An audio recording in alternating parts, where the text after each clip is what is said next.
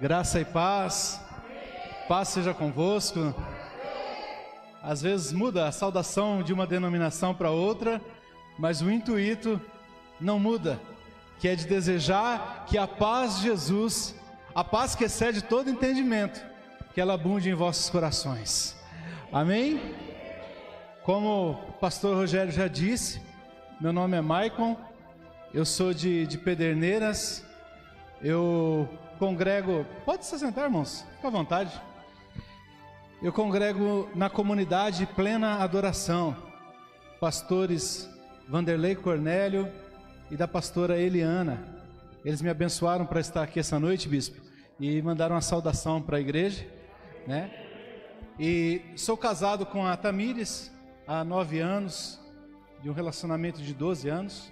Nós temos um filho de 3 anos chamado Theo, que é uma bênção. A minha esposa não pôde me acompanhar hoje, porque nós também estamos em campanha lá na nossa igreja, em Pederneiras. E é uma campanha das mulheres, é o Ministério das Mulheres, se chama MCA, Mulheres com Aliança. E a pastora carinhosamente chama elas de leoas. Então a pastora diz, toda sexta-feira eu quero me reunir com as minhas leoas. Olha que autoridade. Então a minha esposa disse, eu não posso te acompanhar porque eu vou no encerramento da campanha. Eu falei, amém. Glória a Deus. Então ela está lá, mas também mandou uma saudação para a igreja. Como o pastor também já disse, o Ronan me acompanha, um moço abençoado, menino de Deus. Fico muito feliz quando eu vejo jovens, bispo, que têm o coração na obra de Deus, que têm prazer na obra de Deus. E lá na nossa igreja nós temos jovens assim. Hoje outros estariam aqui, mas eles estão lá trabalhando no culto. Mas nós temos jovens lá, muitos novos mesmo, que ficam lá, que não é o Ronan, serve a Santa Ceia, trabalha na recepção, outros que na projeção das letras e tantas outras funções. Eu fico muito feliz de ver os jovens se despertando para a casa de Deus. Amém? E eu quero dizer para vocês que eu estou muito feliz, muito mesmo, me sinto honrado de estar aqui nessa noite. Agradeço pastor Rogério pelo convite, agradeço bispo Reginaldo pela oportunidade. Eu conheço esses queridos irmãos já há 7 anos, nós os conhecemos em 2014, já estamos em 2021, 7 anos, e eu fico muito feliz porque todas as vezes que eu estive com eles, eu fui muito bem recepcionado, eu fui muito bem honrado. Meus irmãos, então assim, de primeira, quando ele falou você vem, eu disse amém, porque eu tenho um carinho muito especial por vocês, tenho um carinho muito especial por essa igreja, amém? Dito isso, vamos meditar na palavra do Senhor, vamos? Amém? Quantos amam a palavra de Deus? Amém? Eu amo a palavra de Deus, bispo. E sabe por que eu amo a palavra de Deus? Porque ela é o meu manual de sobrevivência, ela é o meu manual de conduta, ela é o meu manual de fé. Não há nada que eu precise que não tenha na palavra. Não há nenhuma dúvida que sonde meu coração que eu não encontre resposta na palavra. Meu irmão, salmista Davi, ele sabia disso, e ele escreveu no Salmo 119, 105, lâmpada para os meus pés é a tua palavra, e luz para o meu caminho. Então já era, é tudo o que eu preciso. Quem conhece a palavra não anda em trevas, quem conhece a palavra não anda na escuridão. E por isso eu amo a palavra. Pastor Rogério, a palavra de Deus, a Bíblia, ela não contém a palavra de Deus. Talvez isso possa chocar você, mas olha para a pessoa que está do teu lado e diga isso. A Bíblia não contém a palavra de Deus.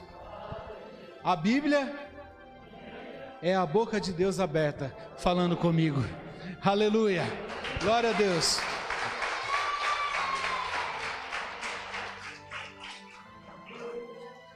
A Bíblia é a boca de Deus aberta, falando comigo. Por isso eu amo a palavra de Deus.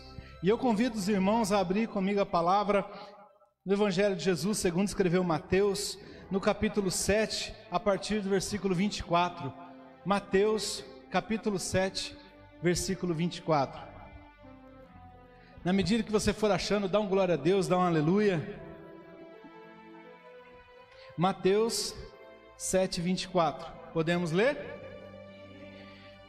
O texto diz assim: todo aquele, pois, que ouve essas minhas palavras e as pratica, será comparado a um homem prudente, que edificou a sua casa sobre a rocha.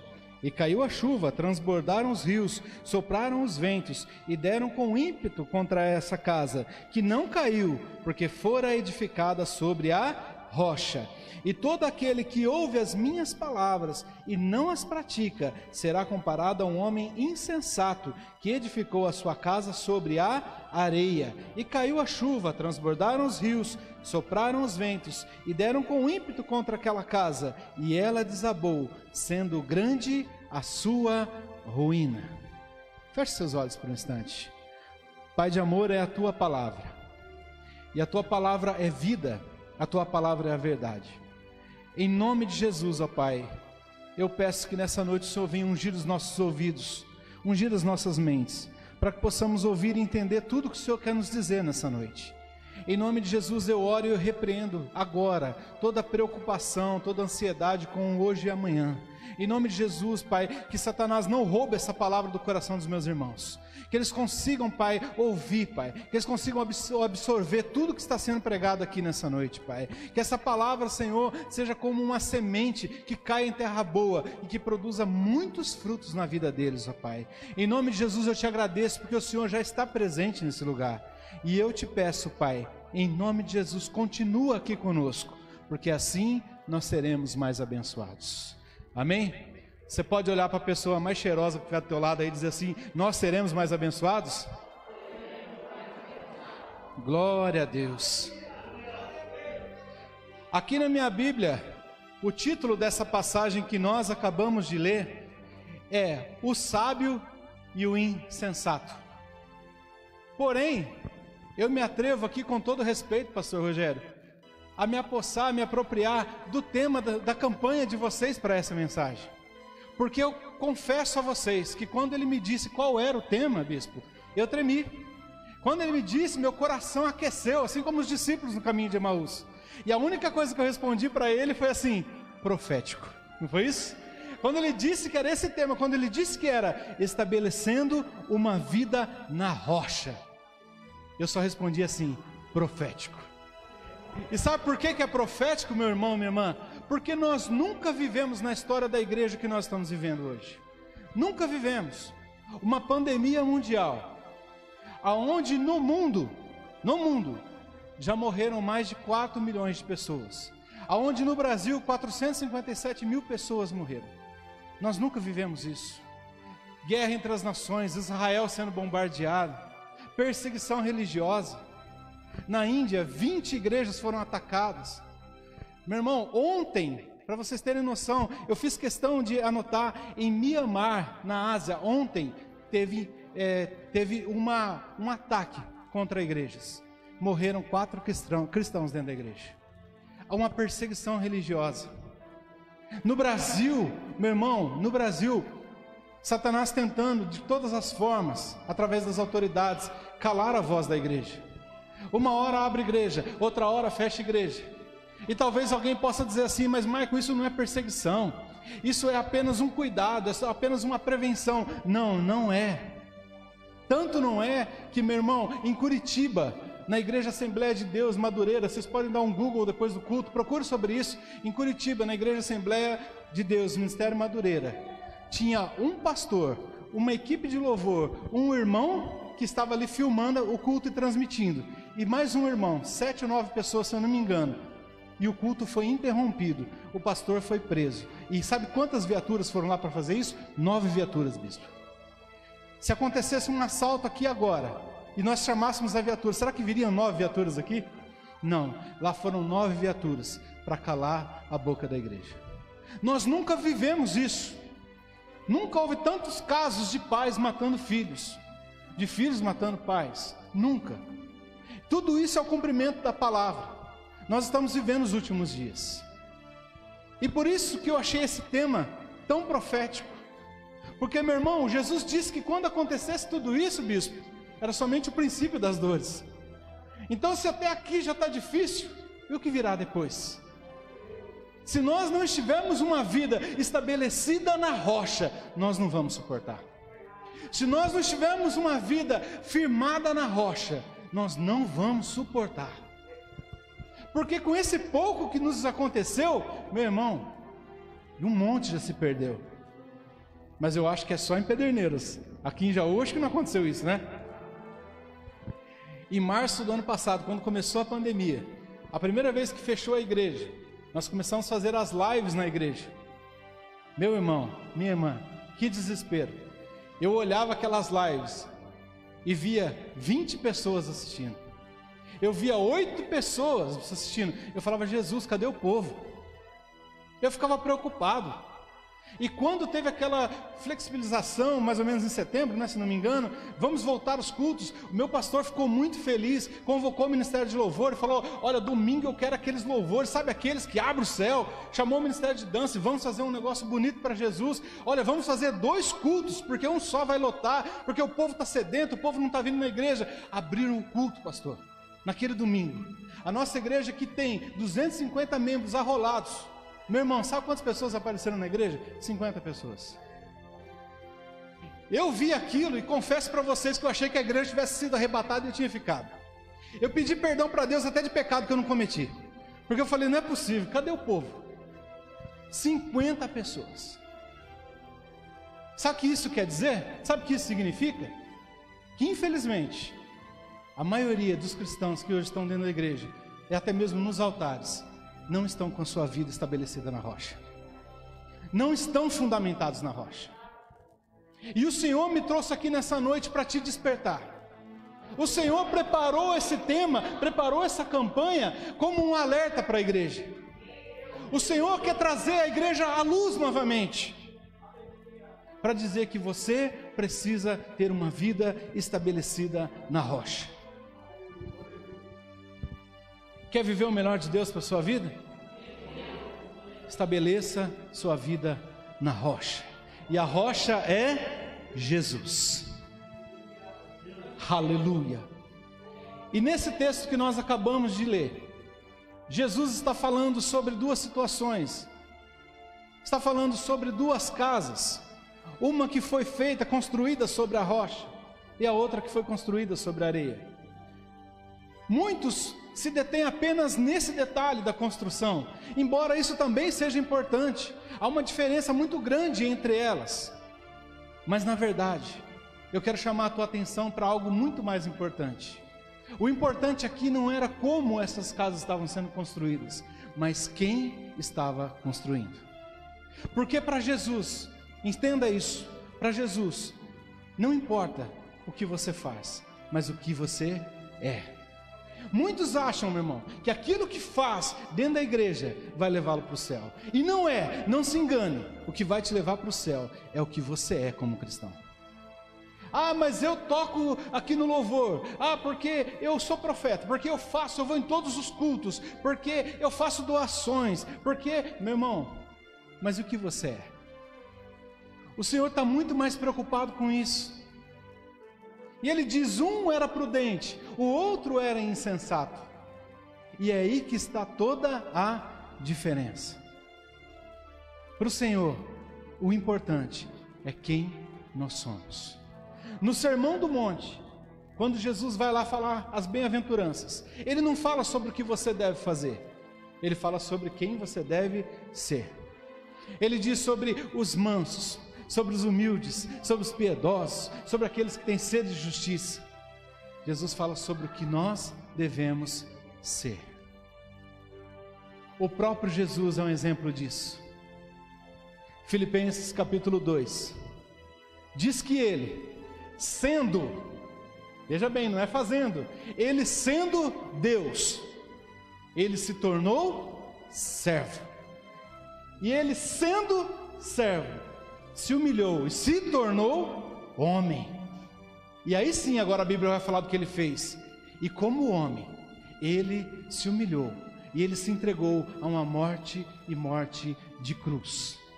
Mas antes dele ser preso, antes dele apanhar e antes dele ir para uma cruz, ele era Deus e não quis ser igual a Deus, se colocou na posição de servo. E como servo, ele se tornou um homem. E aí sim, como homem, se humilhou e foi até a morte de cruz. E por isso que aconteceu, e por isso Deus o exaltou. Deus o exaltou e deu a ele um nome que está acima de todo nome, a qual todo joelho vai se dobrar e toda língua confessará que Jesus Cristo é o Senhor, não pelo que ele fez, mas pelo que ele era. O Senhor não está preocupado com o que está fazendo, mas quem você tem sido.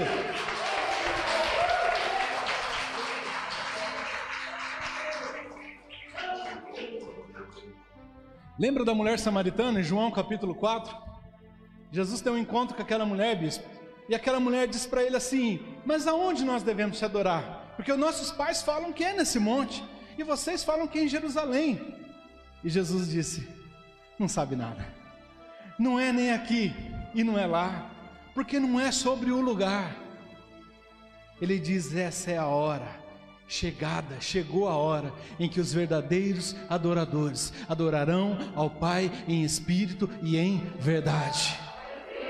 Não é o lugar, não é o lugar que vai te fazer um verdadeiro adorador, mas é a sua essência, quem você é. E é isso que o Senhor está querendo despertar em nós nessa noite. Muitas vezes eu orei errado, muito tempo da minha vida eu orei errado, pastor Rogério, e eu orava a Deus e falava assim: Senhor, o que eu preciso fazer para ser um servo melhor? Eu orava, Ronan, e falava assim para Deus: o que eu preciso fazer para ser um músico melhor, para ser um ministro melhor, para ser um pai melhor, um marido melhor? O que eu preciso fazer? E o Espírito Santo então me disse: Michael, você está orando errado.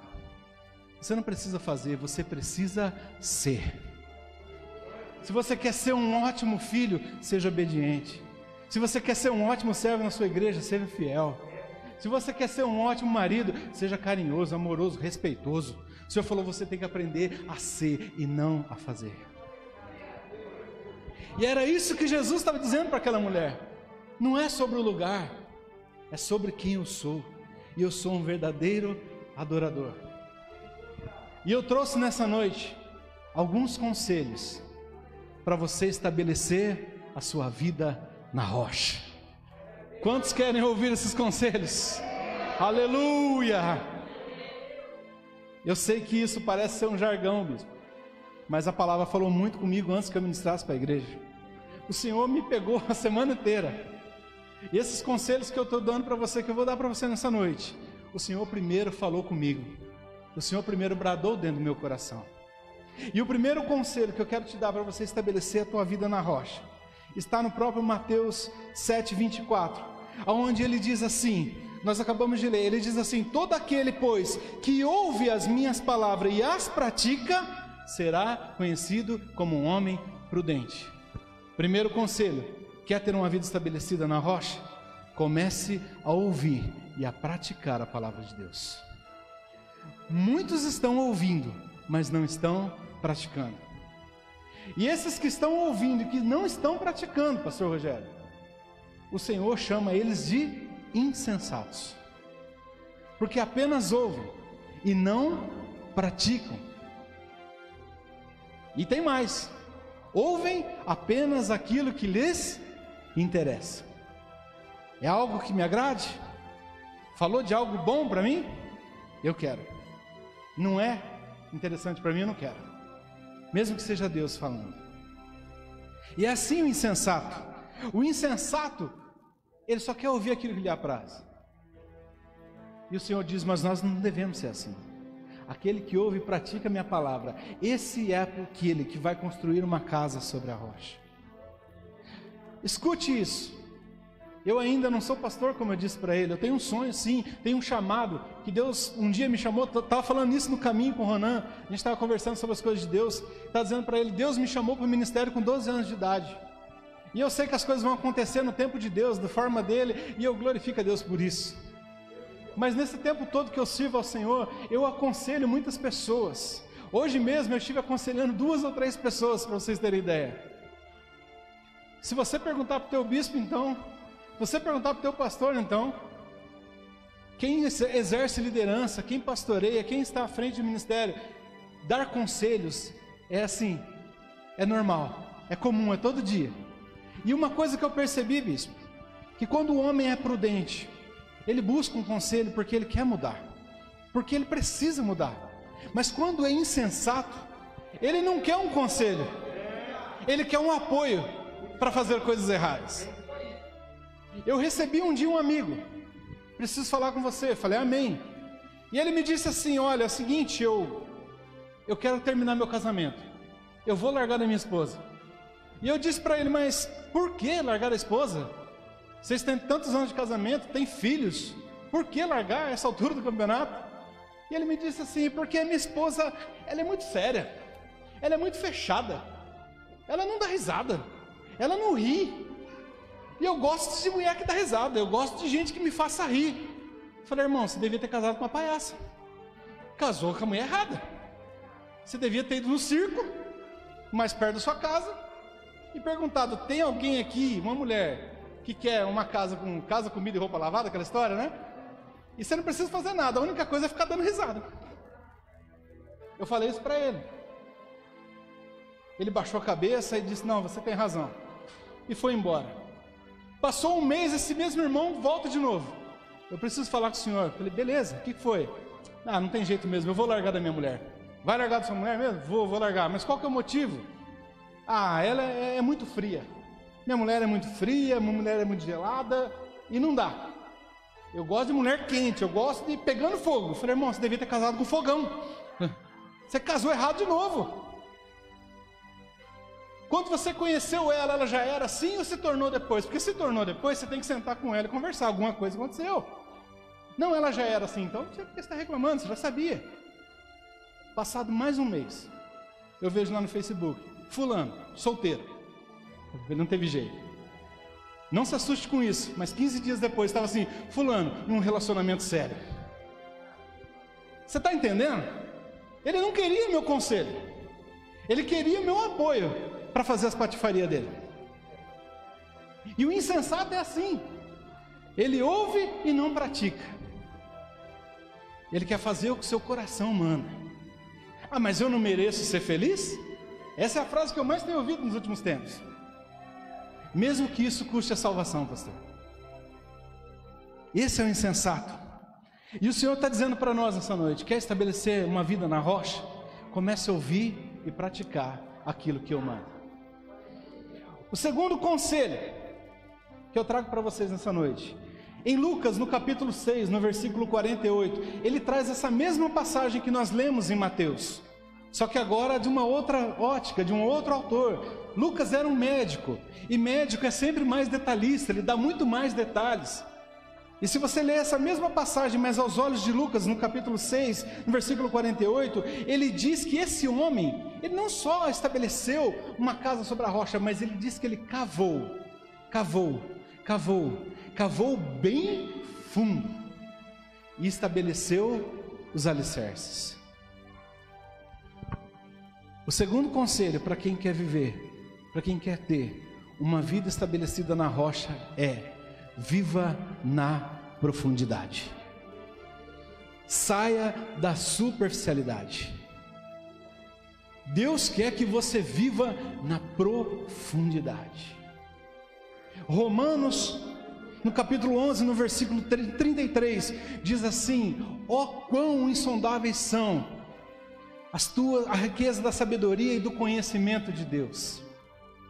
Quão insondáveis são os seus juízos, quão impenetráveis são os seus caminhos. Os irmãos são rápidos aqui, glória a Deus, irmãos da mídia. Deus abençoe, vaso, tocha. Vamos lá, vou ler então. Ó profundidade das riquezas, tanto da sabedoria como do conhecimento de Deus. Quão insondáveis são os seus juízos e quão inescrutáveis são os seus caminhos. Pode ir para o próximo, 34.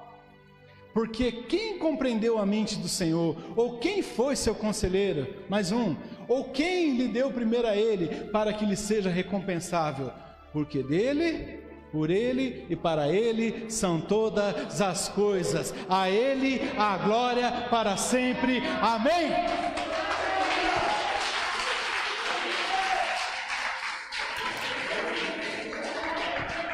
Profundidade. Oséias capítulo 6, versículo 3 diz assim: conhecerei e prosseguirei em conhecer ao Senhor, ou conheçamos e prossigamos em conhecer ao Senhor, e a sua saída será como a alva, mas a sua vinda será como chuva serôdia que rega a terra. A chuva para o judeu significava bênção, pastor Rogério. E existia 2 tipos de chuva para o judeu: a chuva temporã e a chuva serôdia.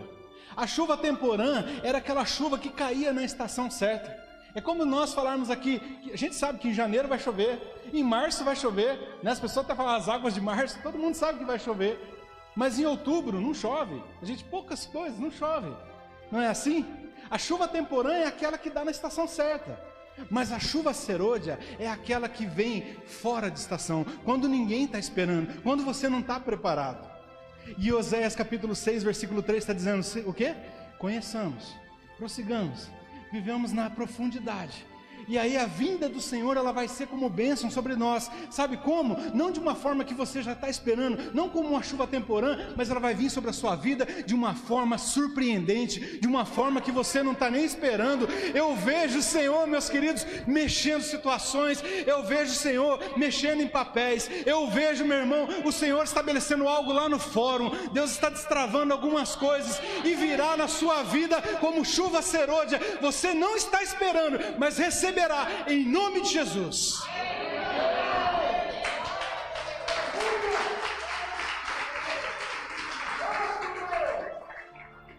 Glória ao nome de Jesus. Viva na profundidade. Porque o crente que não vive na profundidade, o crente que vive na superficialidade, Bispo Reginaldo, tem prazo de validade. Já ouviu essa expressão, crente que tem prazo de validade? Eu não sabia disso. Eu descobri quando eu fui ler a parábola do semeador. Jesus disse que tem aquele que semeou em meio a rochas, e logo deu fruto muito rápido, porque não tinha um solo profundo. Porém, quando o sol veio, queimou, e por não ter profundidade, secou e morreu. Sabe o que isso quer dizer? Que quando o crente vive na superficialidade, por alguns momentos, por algumas horas, alguns dias, ele é até feliz, ele é até espontâneo. Mas na sequência da sua vida, na primeira luta, na primeira coisa que acontece que não está do jeito que ele queria, ele morre, porque ele viveu na superficialidade. E o Senhor está dizendo para nós nessa noite: cave bem fundo, cave bem fundo. Eu quero te encontrar na profundidade. Já dizia a sabedoria popular que os melhores tesouros, eles não são encontrados na superfície. Os melhores tesouros são encontrados nas profundidades. Um exemplo disso, que você vê o pré-sal, é lá embaixo, né? Petróleo, tudo que vai é tudo lá embaixo. O Senhor quer que a sua igreja viva na profundidade. Aleluia, santo é o nome do Senhor. Glória ao nome de Jesus. O texto que o pastor Rogério leu no começo, ele citou que as multidões cercavam a Jesus. Aonde Jesus estava tinha multidão. Eu quero fazer um parênteses aqui, pastor Rogério. Todo lugar aonde tem Jesus tem multidão, mas nem todo lugar que tem multidão tem Jesus. E sabe por que as multidões cercavam Jesus? Você sabe por que as multidões queriam estar onde Jesus estava, bispo? Primeiro, porque Jesus pregava com profundidade. Jesus não falava de nada superficial. Uma prova disso é o 70 vezes 7. Você vai ler a Bíblia toda, meu irmão, falando sobre perdão. Você tem que perdoar, perdoar, perdoar, perdoar. Mas aí Jesus vem e diz o quê? Não vai perdoar apenas uma vez, mas 70 vezes 7. Meu Deus, é muito profundo. Sabe o que ele está dizendo com perdoar 70 vezes 7? Ele está dizendo assim: não é aquilo que você diz, eu perdoo, mas não esqueço. Eu perdoo, mas eu aqui, ela lá. Eu perdoo, mas não quero mais na minha vida. Não. Perdoar 70 vezes 7 é você aceitar e ajudar aquele que é mais fraco. É você falar assim: eu vou te suportar em amor, porque você precisa. Eu sei que você vai errar, eu sei que você vai falhar comigo de novo, mas o meu Senhor está me ensinando a te perdoar, independente de qualquer coisa. Jesus pregava sobre profundidade. Sabe por que as multidões seguiam Jesus, pastor Rogério? Porque além de pregar sobre profundidade, ele pregava sobre as coisas eternas. Ele veio pregando sobre um reino. Ele ora para Deus e fala: Pai, o teu reino, assim na terra como no céu. Ele diz: arrependei-vos, porque é chegado o reino dos céus. Ele pregava sobre algo eterno, não pregava sobre nada passageiro. E as pessoas que vivem na superficialidade só querem ouvir aquilo que é passageiro, aquilo que é terreno. Querem ouvir que Deus vai te abençoar, que Deus vai te dar um carro, que Deus vai te dar uma chave, que Deus vai te dar uma empresa. Mas, meu irmão, tudo isso é terreno, tudo isso vai ficar aqui. O Senhor quer o quê? Eterno. O Senhor quer te ver no céu.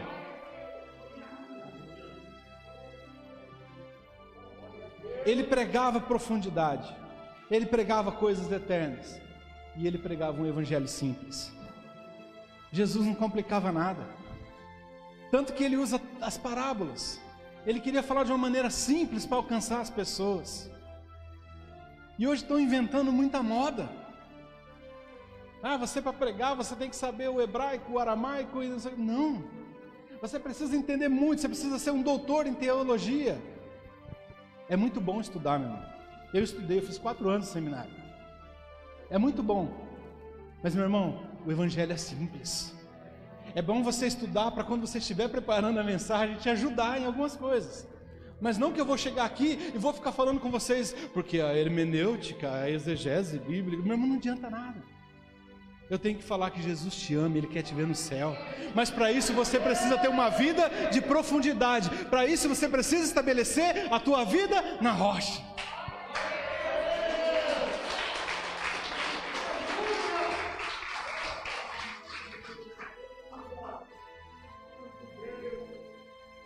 Terceiro conselho. Terceiro conselho para você estabelecer a sua vida na rocha. Não pare aquilo que você começou. Não pare aquilo que Deus um dia colocou na sua vida.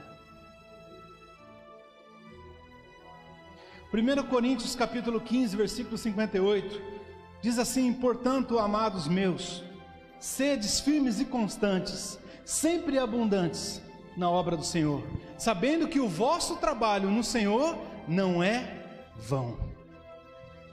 Nada que você faz para o Senhor é vão. Mas ele está dizendo aqui: quer firmar a tua casa sobre a rocha? Quer firmar a sua vida sobre a rocha? Sejam firmes e constantes. Constância é sempre, é sempre. Não é começar e parar, não é começar e desistir. Não é um dia vir aqui na igreja gritar, rodopiar, e no outro dia vem aqui e ficar com a cara fechada. Não é vir aqui um dia, a semana inteira, todos os cultos da semana, e depois no outro mês, mal vem de domingo. Para vir tem que vir amarrado. Ele está falando de uma constância. Sede firmes e constantes, sempre abundantes, sabendo que o vosso trabalho não é vão. Ele está dizendo, pastor Rogério, aquele que pega no arado não é digno de olhar para trás. Começou, termine. Começou no Espírito, termine no Espírito. Paulo, bispo Reginaldo, em Gálatas capítulo 3, no versículo 3, ele puxa a orelha dos Gálatas.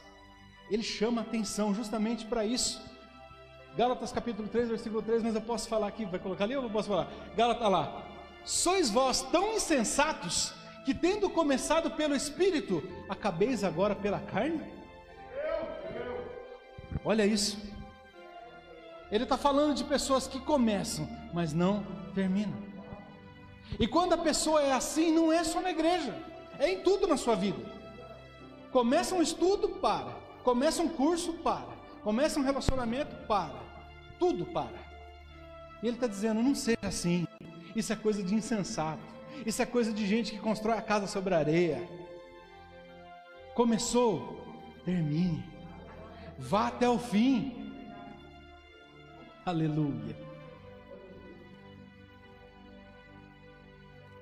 E caminhando aqui para o final, eu quero falar sobre um homem que em apenas um capítulo, em apenas uma passagem, viveu tudo isso que nós lemos até agora. Um homem chamado Pedro. Lucas, no capítulo 5, você já deve ter lido essa passagem, fala sobre a pesca maravilhosa. Lucas, no capítulo 5, fala que Pedro e seus amigos, eles pescaram a noite inteira, mas eles não pegaram peixes, eles não pegaram nada. Talvez isso para mim e para você não tenha muito significado, mas para eles sim, porque a pesca era o meio de sobrevivência deles. Não pegaram peixe significa não comprar um pão para o seu filho. Não pegar 10 peixes talvez seria o aluguel. E isso deixou eles muito entristecidos. E a Bíblia diz que eles estavam lavando as redes. Lavar as redes tem 2 significados bíblicos, Reginaldo. O primeiro significado de lavar a rede é fracasso. É quando eu tentei, eu fiz de tudo, mas eu não consegui.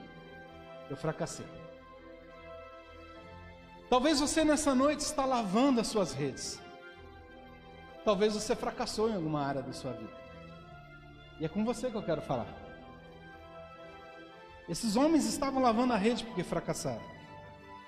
O segundo significado de lavar as redes, sabe qual é, pastor Rogério? Hoje não deu certo, mas amanhã vai dar. Hoje eu não peguei nada, mas amanhã eu vou pegar. A tradição judaica diz que enquanto eles estavam lavando as redes, eles estavam também costurando, porque de repente num enrosco, rasgou algum pedaço, eles estavam ali remendando. Sabe o que significa? Eles estavam se preparando para que fosse para o outro dia, para o próximo dia. Sabe o que o Senhor manda eu falar para você aqui nessa noite? Talvez você ainda não recebeu, talvez você ainda não alcançou, talvez ainda não aconteceu na tua vida, mas enquanto não chegou, enquanto não aconteceu, enquanto você espera, se prepara.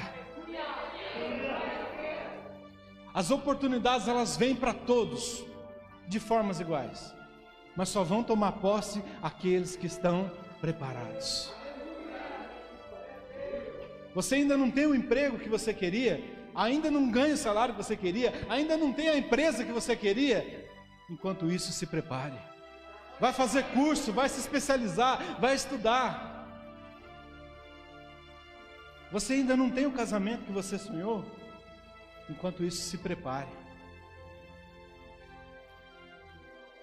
Se prepare. As coisas no teu ministério ainda não aconteceram? Assim como eu disse, eu sonho de ser pastor, mas ainda não sou. Mas enquanto eu espero, eu me preparo. Porque quando chegar a oportunidade, eu tenho que estar pronto. E a Bíblia diz que Jesus, Bispo Reginaldo, ele chega até aquele lugar. Ele vê aqueles homens parados ali no mar. Ele vê aqueles homens lavando as redes. Ele pega o barco emprestado de Pedro, ele sobe no barco, afasta um pouco da terra, para ele poder falar com a multidão, porque todo mundo estava comprimindo ele. E a palavra diz que enquanto Jesus está pregando para a multidão, os olhos dele estão naqueles homens. Sabe o que isso significa?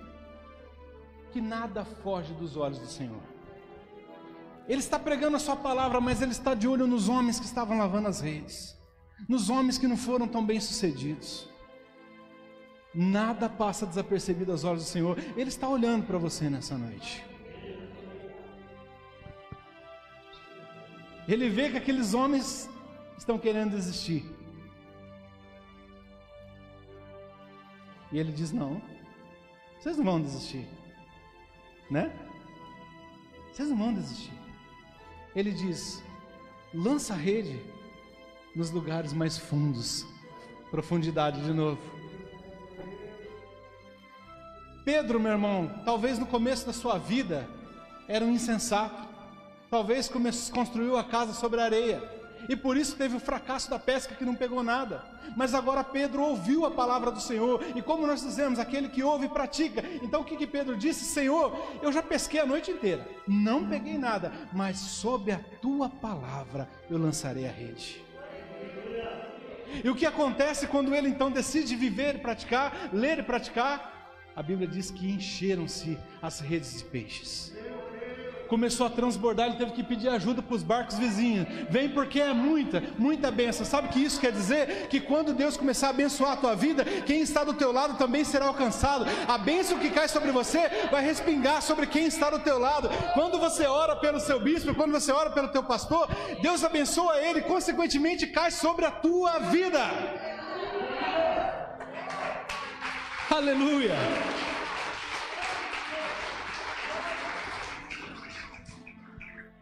Levanta a tua mão direita. Receba essa palavra. A bênção de Deus vai te encontrar. O milagre de Deus vai te encontrar. E vai ser tão grande, mas tão grande, que você vai ter que dividir com seus vizinhos. Você vai ter que dividir com a sua família. Você vai ter que dividir com aqueles que não têm. Tome posse, fé, em nome de Jesus. Quando Pedro vê aquele milagre, bispo Reginaldo, ele se assusta. E ele diz: Jesus, se aparta de mim, porque eu sou pecador. Eu não sou digno disso. Isso te lembra alguma coisa? Isso me lembrou de Isaías, lá no capítulo 6, quando ele entra no templo, ele vê o Senhor sentado sobre o trono. E a Bíblia diz que naquele momento que ele vê o Senhor sentado sobre o trono, Ronan, ele diz assim: ai de mim que vou perecer, porque meus olhos viram o Rei. Eu sou um homem de lábios impuros, habito no meio de um povo de impuros lábios. Os meus olhos viram o Rei, eu vou morrer. E aí o que a Bíblia diz? Vem então o anjo e toca os lábios de Isaías. Por que tocou os lábios? Porque ele confessou que era aquela dificuldade dele. Ele disse: eu sou um homem de lábios impuros, eu sou um boca suja, eu falo palavrão. Então foi lá nos lábios que Deus tocou. Mas e você? Aonde Deus precisa tocar? Fala aí dentro de você, não precisa falar para nós não. Talvez não seja nos seus lábios, ou seja. Talvez você fale: Senhor, eu também preciso que toque nos meus lábios. Porque, Pai, minha língua é grande. Pai, eu tenho fofocado demais. Eu tenho falado mal do meu pastor, dos meus líderes, eu tenho falado mal dos meus irmãos. Me perdoa, toca nos meus lábios. Talvez o seu problema não é os lábios, talvez é os olhos. Talvez você está olhando a mulher do próximo, o marido da próxima. Talvez você está olhando pornografia, você está olhando o que não deve olhar. Então pede para o Senhor tocar nos teus olhos. Talvez você precisa de um toque nas tuas mãos. Talvez você não perde uma oportunidade de se dar bem. Opa, meu irmão, eu sou vendedor. Eu viajo 14 cidades.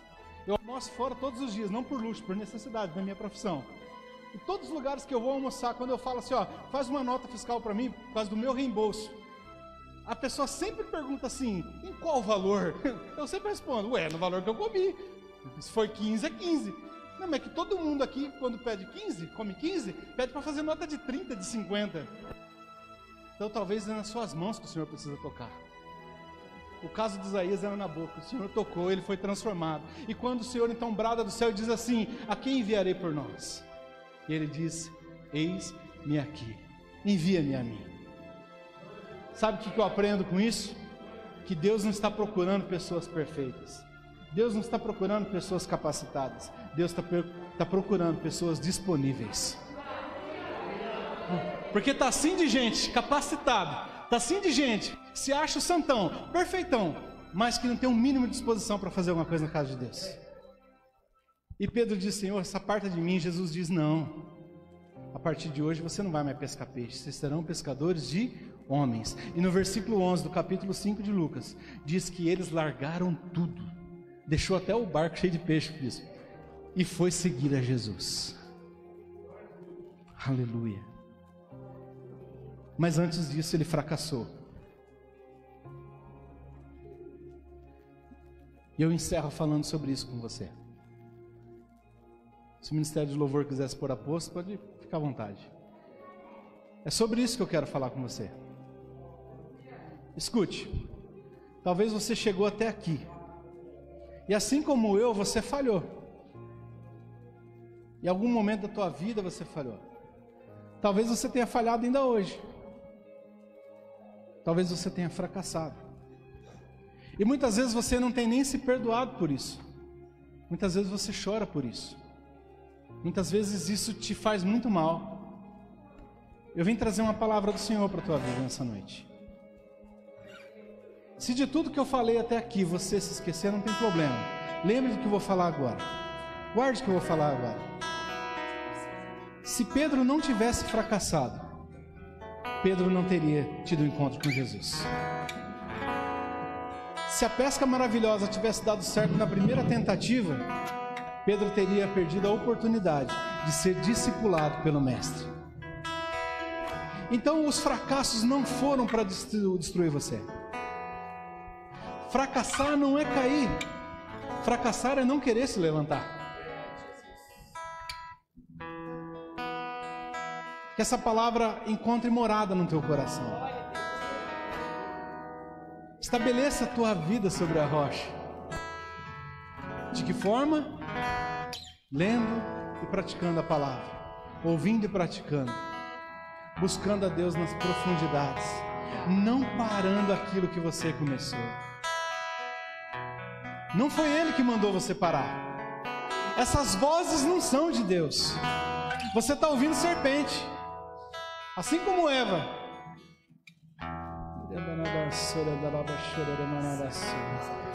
Deus mandou eu vir aqui te falar nessa noite. Essas vozes não são minhas. Eu não mandei você parar. Eu não mandei você desistir. Eu não mandei você largar as redes. Eu disse, siga em frente. E eu farei de ti pescador de almas. Aleluia.